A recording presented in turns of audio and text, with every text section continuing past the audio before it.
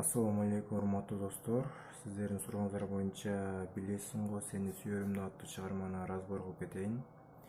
Бул чыгарманы эки вариант менен чертсеңер болот. Биринчи вариантында 3 аккорд менен чертилет, экинчи вариантында 4 аккорд менен чертилет.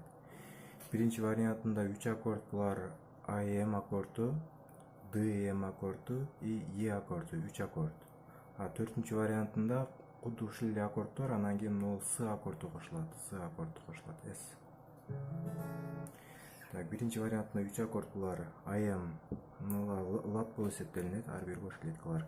Биринчи ладдан экинчи кыл, экинчи ладдан төртүнчү, үчүнчү кыл басылат. Төртүнчү, үчүнчү кыл. Бул АМ аккорду. Биринчи аккордубуз АМ аккорду. Кийинки аккорд биринчи ладдан биринчи кыл, экинчи ладдан үчүнчү кыл, үчүнчү ладдан экинчи кыл басылат.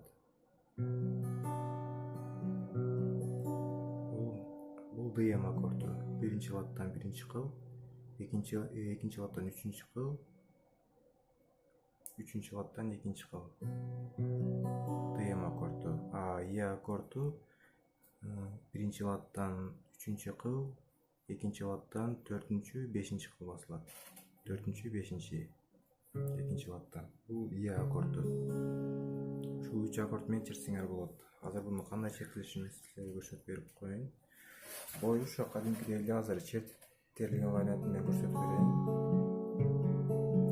Чертилген варианты төртүнчү кыл, үчүнчү кыл, экинчи кыл, үчүнчү кыл, биринчи кыл, үчүнчү кыл, экинчи кыл, кайра үчүнчү кыл.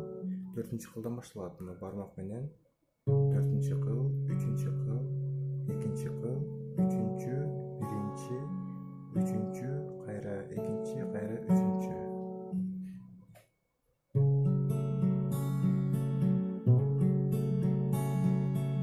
Ушинтип колдонуп үйрөтүп болот. Так, кандай чертилишин көрсөтүп берип коеюн эми. Бул АМ аккордунан башталат, биринчи куплети.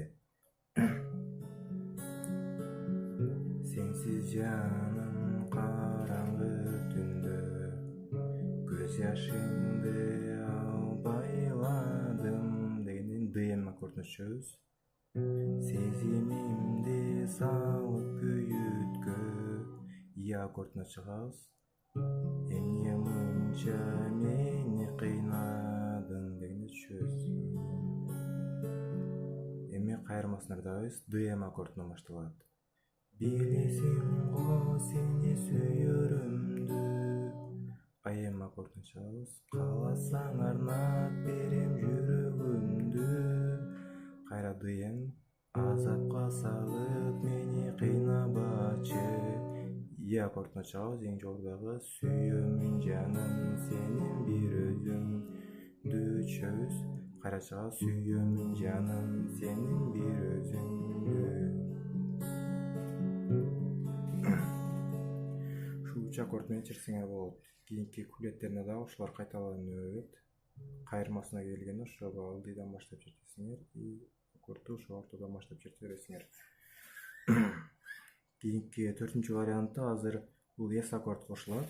С аккорду биринчи ладдан экинчи кыл, экинчи ладдан төртүнчү кыл, экинчи ладдан төртүнчү кыл, үчүнчү ладдан бешинчи кыл. Бул С аккорду болуп эсептелет. С аккорду болот. Ошо төртүнчү варианты дагы ошо АМ аккорд менен башталат.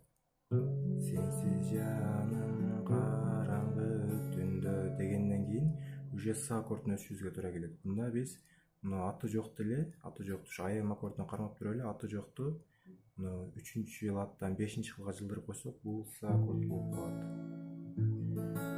С аккорду. Сенсиз жаным караңгы түндө деп туруп муну басабыз. Көз жашыңды албайладым. ДМ аккордуна түшөбүз. Сезимимди салып күйүткө, Эге чыгабыз. Эмне мынча мени кыйнадың түшөбүз. Эми кайырмасына келгенде ошо ДМ аккордунан башталабыз. Мындагыдай эле. Билесиң го сени сүйөрүмдү. АМга чыгабыз. Кааласаң арнап берем могул жерди басып кайра с аккордуна өтөбүз. Жүрөгүмдү мынакей. Кааласаң арнап берем жүрөгүмдү. Көрдүңүздөрбү? Ушул аккорд с аккорду кошулат. Жүрөгүмдү кайра эле азапка салып мени кыйнабачы. И аккордуна сүйөмүн жаным сенин бир өзүңдү. Сүйөмүн жаным сенин бир өзүңдү. Ошол 4-нчү аккорд ошо башталышында эле коюлат, и кайырмасында бир жеринде коюлат, ошо с аккорду болуп эсептелинет. 4 аккорд менен чертилет. Биринчи вариантында ошо 3 аккорд менен чертсеңер болот. Бул сга өтпөй эле. Анда деле жакшы эле чыгат, эми өзүңөргө ыңгайлуусун тандап алып чертсеңер болот.